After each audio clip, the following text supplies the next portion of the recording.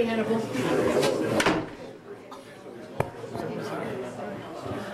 Okay, ladies and gentlemen,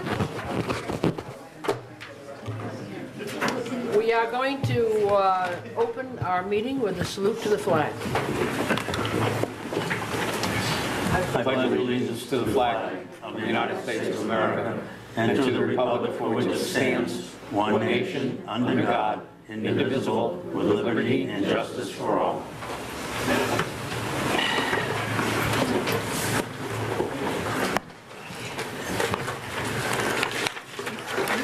Town clerk ready to call the roll? Councilor Edwards. Present. Councilor Ruda. Present. Councilor Medeiros. Here. Councilor Durfee. Here. Councilor Carroll. Present. Councilor Costa. Here. And Councilor Boland. Here. All present.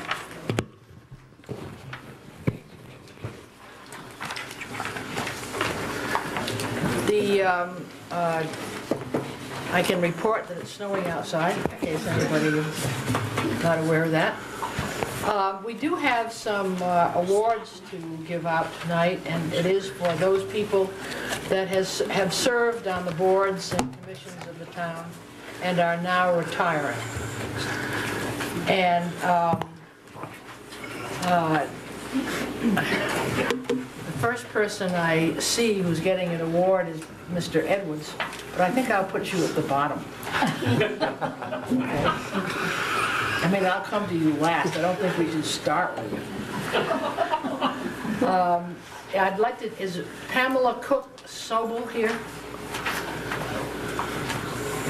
If not, we will make sure she gets her copy of the proclamation. Next person is Paula Bolduc. I knew it was snowing. Mr. Edwards, you may be the only recipient.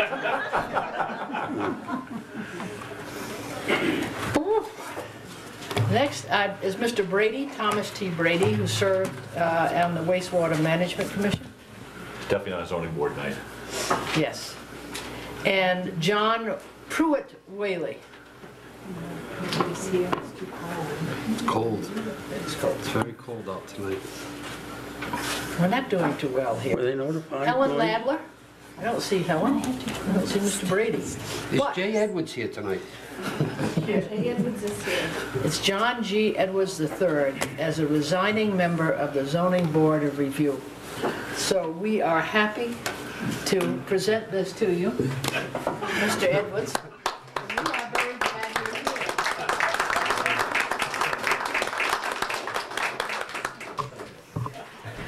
It was wonderful that others were notified. At least one of us were here, huh? No. Mr. Bowen, would you kindly read the consent agenda, please?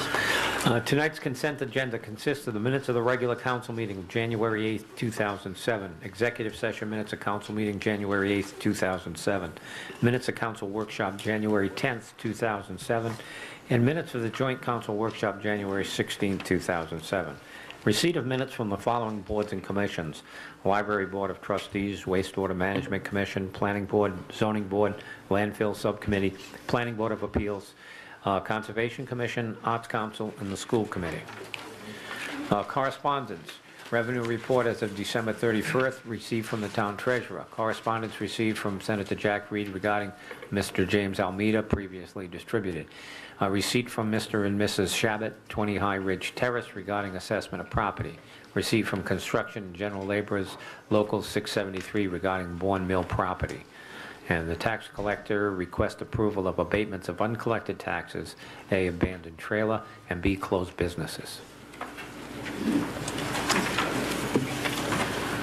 Are there any withdrawals from those, the proposed consent agenda? Madam President? Yes. Yes, I'd like to withdraw from the consent agenda from category 3B. 3B has been removed. Madam President, I'd like to have withdrawn from the consent agenda item 3A. 3A is withdrawn. Are there any other items? If not, I will entertain a motion to approve the consent agenda, not including the withdrawals. So moved. Is there a second? Second. All those in favor, raise your right hand. Motion carries. We'll take those up in order, and as I recall, 3A comes before 3B. Is that okay with you, Mrs. Arruda? Yes. Mr. Edwards? I had a very quick question for the treasurer on this. The revenue. Yes.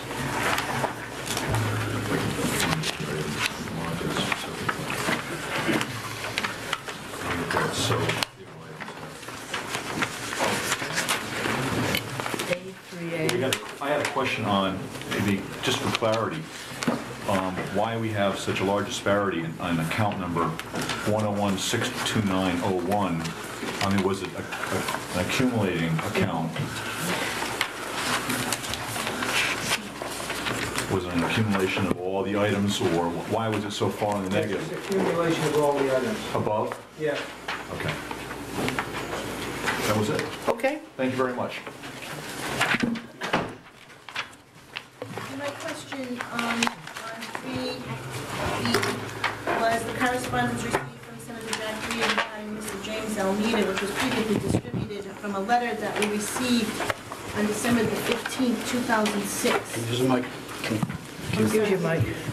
That we received in 2006 from Jack Reed, asking us to once again respond to, We have, excuse me, we have responded in the past to the issue involving Corey's Lane and State Line Road. We have once again corresponded and gave once again a very detailed response that this is a civil matter, and while the road, this is one of these private roads or series of easements that have been cobbled together for property owners to gain access to their property. And right away. no, it's actually right away, then it goes into State Line Road. There is an easement through right off of Bridle Way. And then there is a, I guess what you would call a north-south easement that connects a number of properties, some in Massachusetts, some in Rhode Island. There was a stone wall that was put was in existence there, and we have two easements, two sections of easements, one called Corey's Lane, one called State Line Road, that basically abut to each other, but in the middle was a stone wall. Stone wall was taken down for a period of time to allow access to an elderly neighbor because of the condition of Corey's Lane down in that area. And the stone wall has been replaced by the neighbors whose easement abut to it because of an issue of speeding through that area. I can tell you the police chief, the code enforcement officer, and I have been down there on numerous occasions in regards to this problem, and trying to, Mr. Almeida does have access to his property down through one of these easements, but the road is not in the best of condition. And right now we're limited in terms of the civil matter. We are doing code enforcement down there in regards to a number of issues that we have found since we've been down there. But, as we've told Mr. Almeida, he is going to have to take his neighbors to court if they want that stone wall removed. He claims it's been down for a long period of time. The neighbors claim it hasn't, and it was only taken down on a temporary basis. So I'm not so sure that as it is represented in the letter is accurate, and I have said so in my response to the Wendy Del Carmen. According to this letter, this Mr. Almeida is in hardship, with his situation at that. Well, as you're well aware, we have these problems all through town with these private roads, and They've never been, written to by a senator. well, I mean, he's gotten a year of Senator Reed, and I applaud him for that. But as we've told him, and we've told the senator's office on a number of occasions, One, this is an issue that is throughout town, these private roads. Two, the town is not responsible for the maintenance and upkeep of these roads. It is the adjoining property owners. Three, this is really not even a platted street. It is a series of easements cobbled together, allowing these people to transverse the property, which is even more difficult to deal with than a private platted road. You know, and right now, he does have access to his property. He just chooses not to use that particular access. So have we responded to Senator Reid? Yes, just to give him- I have responded again to Senator Reid's office, and we've spoken to him on the phone. And they want to, you know, we put it in writing to them, once again outlining that he does have this. I certainly also encourage that if the Senate could give us more money to maintain our roads, I'm sure we would take advantage of that. But this is a private matter. Mr. Almeida. Well, you know, The last letter that you wrote, Glenn, was in April of 2006, according to this packet. well, I've also talked to them on the phone since then, too. I have a letter that's dated May the 6th, May the 3rd, 2006? from you to Yeah, Senator Reid. we have had a number of correspondence and telephone calls. I mean, we go in cycles. You know, we were down there this summer in regards to the matter. Then it quieted down, and it was our understanding it was going to go to court, and all of a sudden exploded again. I mean, it's very cyclical, like many of these private road issues that we have in town. You know, this is a matter between the owners and The fact of the matter, Glenn, it's a civil matter. it is a civil matter. And no matter how many times it comes up and goes away, the fact of the matter still doesn't change. And if it's a civil matter, and it could go away today by someone granting someone an access, and if they allow it today, and if they block it tomorrow, it is still a civil matter. And if they could have peace for 48 hours, and it's still a civil matter, and it can go away and come back next week. I It's think still a civil the matter. issue is not whether it's a civil matter. I think the issue is whether Senator Reid's office has been Fully aware of He it. has Yes. been, they have been made fully aware of it, and they come back when the resident comes and complains, and we respond once again. And it's the same issue, almost the same response, and in fact, this one I spent a great deal of time because of this understanding of easement roads, as I refer to them, versus platted roads. It's an easement road. This situation is even worse than the normal situation we run into. Properties that sit to one side of the road in Massachusetts, property on the other side of the right-of-way is Rhode Island. Now, Mr. Almeida's property he's a resident of Massachusetts. His house is in Fall River. Yeah, it's just making sure that the representatives know the issue, and so that seems to me the issue. They have been fully apprised of the issue, of what the issue is, because the easement road, I believe, is actually in Rhode Island. It's the quirky way the state line runs through that area. Okay. It seems to me that his address is in Tiverton, though. But- Okay.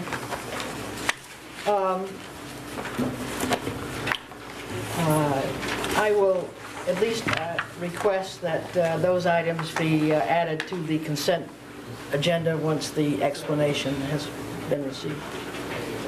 So you would make that motion? Yes, I would, Madam President. Seconded? Second. All those in favor, raise your right hand. Motion carries. Glenn, excuse me, may I say one thing?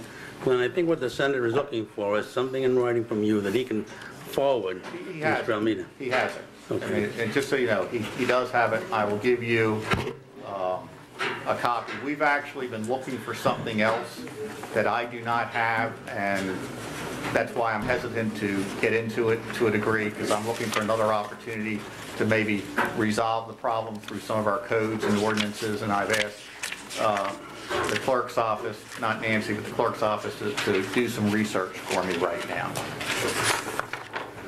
I mean, we're all sensitive to this issue, because we've got to come up with a solution to these easement roads.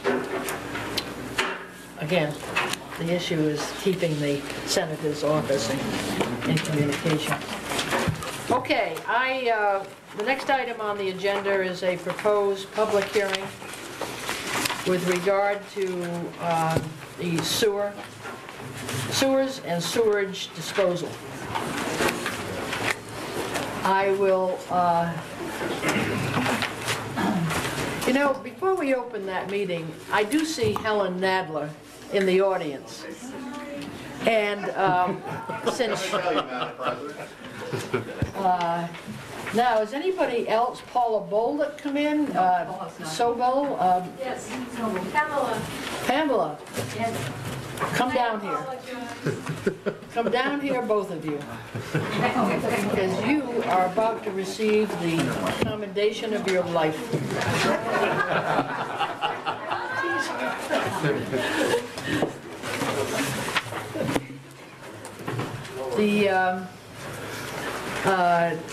We are about to present to you a certificate of appreciation, first to Pamela Bolduc, as a resigning member of the Tiverton Conservation Commission, in grateful recognition. No, Pamela. This is now Paula. Oh, this is Paula. Oh, gosh, I'm sorry. As a resigning member of the Tiverton Arts Committee. Okay, in grateful recognition of outstanding public service faithfully rendered to the town of Tiverton. So come forward, and I'd like to give this on behalf of the council.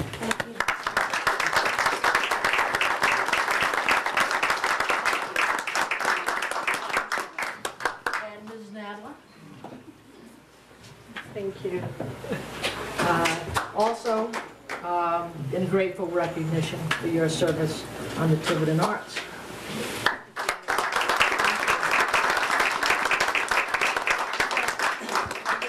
Say that it's been great working with this town.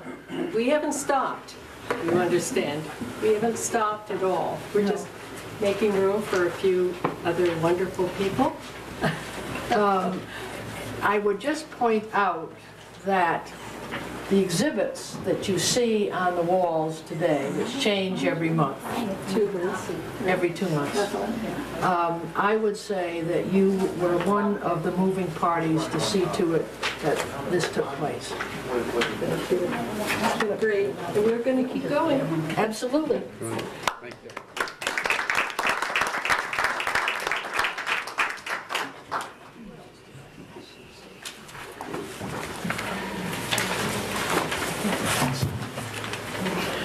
With that, I will go back and open the public hearing in connection with the proposed ordinance. And I'm sure that Mr. Webster would like to come forward and open the meeting up.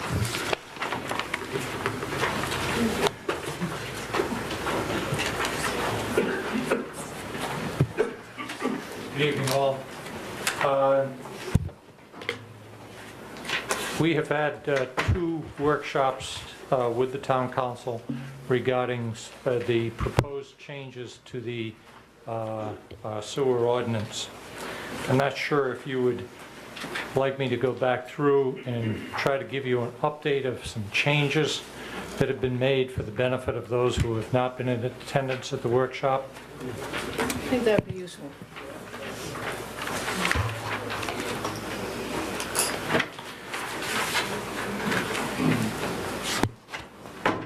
Yeah, the first workshop was held in August of 2005.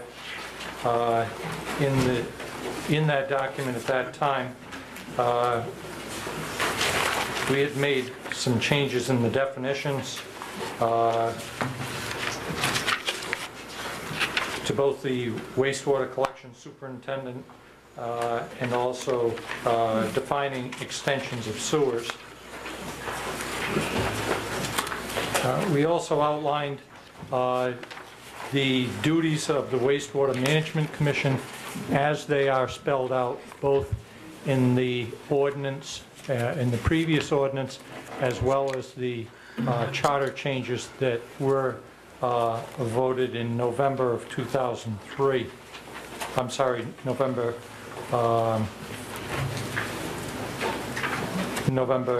2004.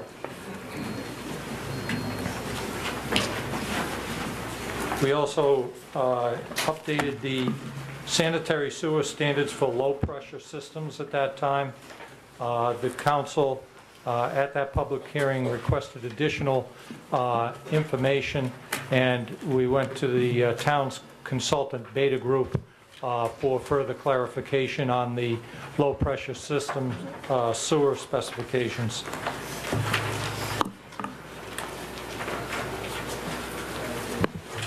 I will deal with that section a bit further. I'd like to move through the changes that we made, the first changes. We did include a paragraph regarding sewer betterments and construction costs, and how the town may institute construction of sewers through the betterment process, and the process by which residents may institute the process if they so choose in their neighborhoods.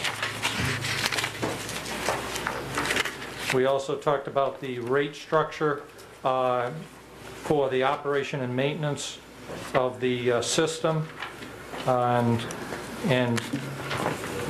at that time also it was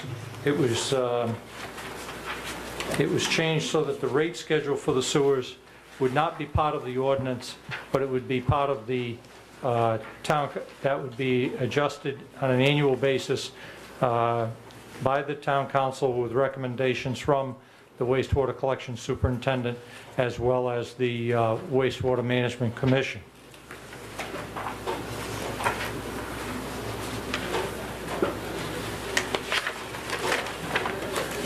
As I mentioned, we did get input from the town's consultant on the low-pressure system sewers, and at the workshop last December, that memo that came, or letter that came from Beta Group was provided to the council at the workshop, and I believe we have workable specifications for low-pressure systems. We spell out where they will be used. They're only to be used in certain conditions where there are obstacles that cannot be overcome to the installation of standard gravity sewers.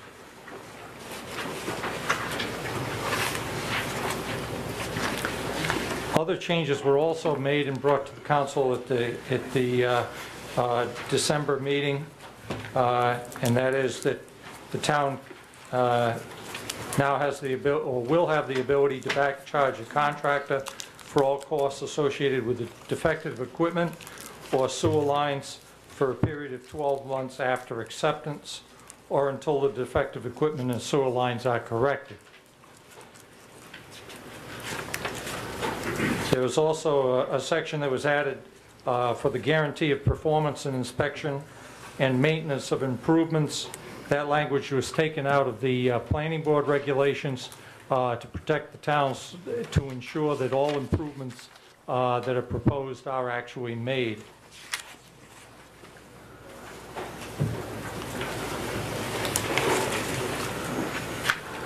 There's also a section that was in question regarding the abatement program for sewer fees at residential development or residential homes where separate meters were in place for grass watering and other uses. Now, at that December meeting, there were some corrections that the council noted, and those corrections were made, and subsequently corrected pages were provided for you. Most of those, on probably 7 pages, had to do with just typographical errors in the spellings of industrial mainly. Also on page 13 of the ordinance, we made the change to change from drain layers to street excavators in compliance with other ordinance changes that were made earlier in the year. Another change that was made is on page 17, where, I'm sorry, it would actually be page 16. And there is some language that was revised regarding the construction of sewer lines. That would be in item I on page 16. And we just wanted to clarify that the town may backcharge the contractor for any and all costs associated with defective equipment or sewer lines for a period of 12 months after acceptance. Such charge shall continue until the defective equipment or sewer lines are corrected. So that change was also made.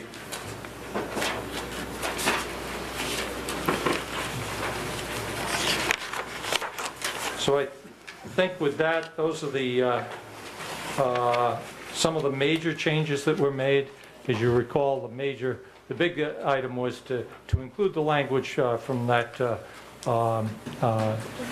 charter amendment that took place, so that we have input from the planning board and the wastewater management commission that will go to the town council before sewer lines are extended. That was the initial thrust here of the changes.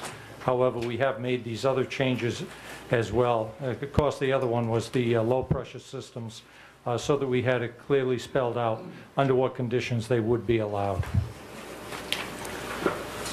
Okay, thank you. Now, there's there are a couple of errors that we have noted since the meeting too. They are somewhat minor, but I would bring them to your attention that we do need to make a correction, if you just bear with me a minute.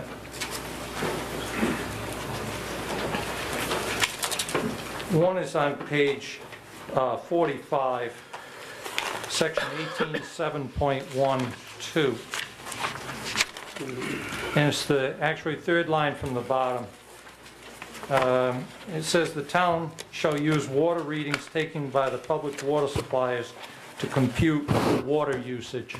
We feel that should be sewer usage, because that's what we're talking about here. The sentence before talks about the water meter being used by the supplier of public water to a building shall document water usage. And then the town will be using that to determine the actually the wastewater billings.